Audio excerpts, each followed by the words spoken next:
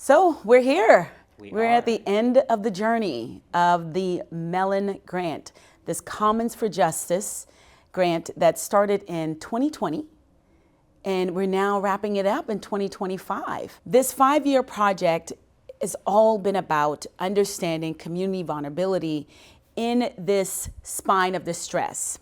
The spine of distress in Miami, meaning specifically communities that are contending with disinvestment, extraction of value, histories of displacement that has reinforced their acute vulnerability. And then that is then what? Compounded by climate change. It has been a long journey for a very unique project that I don't think our department or FIU has had before. No, I think when we think about this project that we've been on, this project of looking at resilience in our vulnerable communities, we were saying that when we're thinking about the term resilience, it meant understanding the double effect of it. It meant understanding that it's more than just about this notion of endurance, but it's about the compounding effect of climate change, specifically upon these vulnerable communities that are dealing with disinvestment, extraction of values, and displacement. We had students, we had faculty, we had community organizations and community partners. We had a lot. We had a lot of parties, and when we think about the individuals we work with, for us to understand resilience in this collaboratory framework, it meant for us, it had to be what? Community-led. It had to be solution-orientated that came from the community. Because when we were constantly in these spaces of trying to understand resilience and how it's reinforcing this notion of endurance, it said, wait a minute, it's leaving out someone's voice. Yeah, this was a unique opportunity for students to work in these communities in a way that I had never experienced before while working at FIU.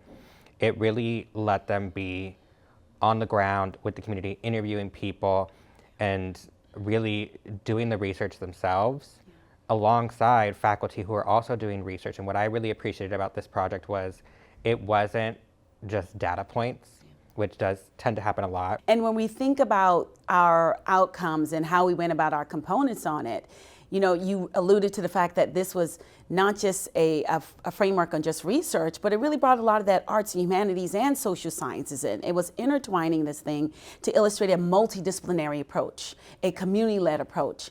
And that was not just the focus of the Mellon framework, but it was the focus of our grant, because to be able to promote a larger understanding of the issue, it meant understanding language.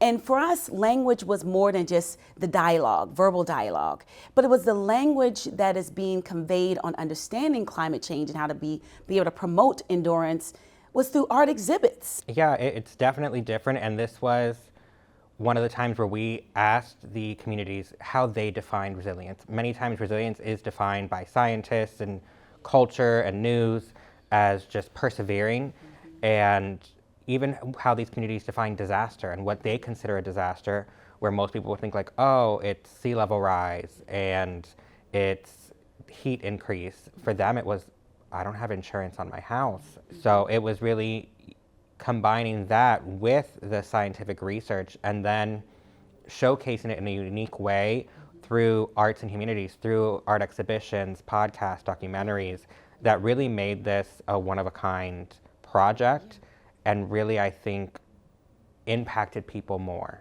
We had a number of panels that we brought the practitioners, Miami practitioners in, researchers in, that were at the panel with community people.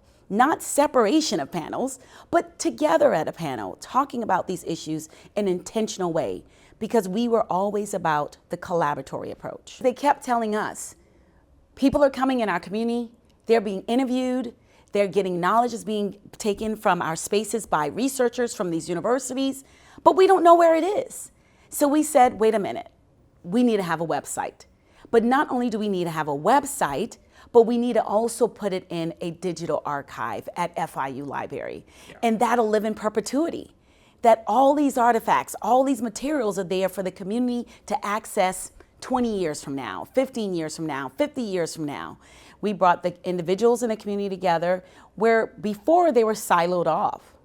Now we said that we want you, and we would hope that you would be willing to be able to co-identify together, co-create together, co-envision together. And they said yes.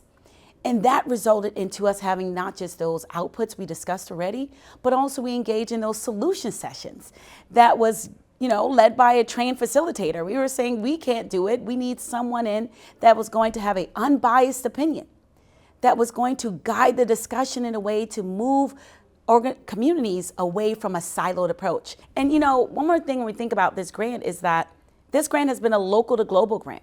Yes. It was not just housed in Miami. It was illustrating these issues that is beyond this space, from understanding what's going on in Haiti, for what's going on in Puerto Rico, for what's going on in the Caribbean in general, or even just up and down the north-south spine here, the spine of distress that we constantly reference. We wanted individuals to understand that this is not just a local issue, but it's a local to global issue. I mean, we have a lot of hopes and goals for the future. Obviously, we would love to continue the work via new funding measures, but even if none of that is possible, the community organizations we have worked with still want to continue to partner together, are still advocating for each other, are applying to grants together. And a lot of the initiatives that were started through this project are continued. They may have morphed and changed, but the faculty are still putting out new courses, even though the project is done. The community partners are still collecting oral histories.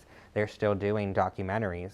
It may just be via different avenues. So I think we've definitely made an impact. I think we've made an impactful framework on how to work together in a collaborative way, to be able to move beyond the insular nature of a thing, but saying that I hear you, I see you, I want to work with you, and I think we must work together to improve this world we're living in. And to do that, we need to continually sit together. Sit together is the big part. So my hope is that this project has set a foundation for the communities, for the faculty and the students, for everyone to understand that we must sit together and engage in intentional dialogue to be able to walk together in solidarity. Solidarity that's going to promote action, promote advocacy. That is not just about what I want, but what we can do together. Yeah, I think my hope is that the knowledge that we've gathered through all of this and that we've highlighted through the exhibitions makes a difference. We talked a lot about the importance of tree canopies in these neighborhoods, and a lot of them don't have that access to healthy food, things that have been highlighted for years, but now it's being shown in a different way.